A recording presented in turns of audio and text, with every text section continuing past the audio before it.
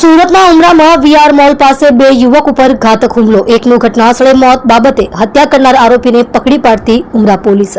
સુરતના VR mall પાસે નજીવી બાબતે બે યુવક પર હુમલો કરવામાં આવ્યો હતો, જેમાં એક યુવકનું હોસ્પિટલમાં ટૂંકી સારવાર દરમિયાન મોત નીપજ્યું છે અને અન્ય એક યુવક ગંભીર રીતે ઘાયલ થતા તેને સારવાર માટે હોસ્પિટલ ખસેડવામાં આવ્યો હતો. આ મામલે ઉમરા પોલીસે હત્યાનો ગુનો નોંધી આરોપીને ઝડપી પાડી જેલ હવાલે કર્યો છે.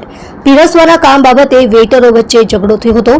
શહેરના ડુમસ રોડ ઉપર આવેલા વીઆર મોલ સામેથી રિક્ષામાં જતા બે સગા ભાઈઓ ઉપર સાથે હોટલમાં કામ કરતા અન્ય વેઇટરે કરેલા હુમલામાં અભિષેક નામના વેઇટરનું ઘટનાસ્થળે જ મોત થયું હતું. પોલીસે બનાવ અંગે હત્યાના ગુનામાં સંડોવાયેલા અવિનાશની ધરપકડ કરી છે. ઉમરા પોલીસના જણાવ્યા મુજબ મગદલ્લા રોડ સ્થિત શિવમ કિચન હોટલમાં કામ કરતા અવિનાશ, અભિષેક વચ્ચે પીરસવાના કામ બાબતે ઝઘડો થયો હતો. અભિષેકને છાતી અને મોઢા પર ઘાતક હથિયારના ઘા વાગવાથી ઘટનાસ્થળે જ મોત.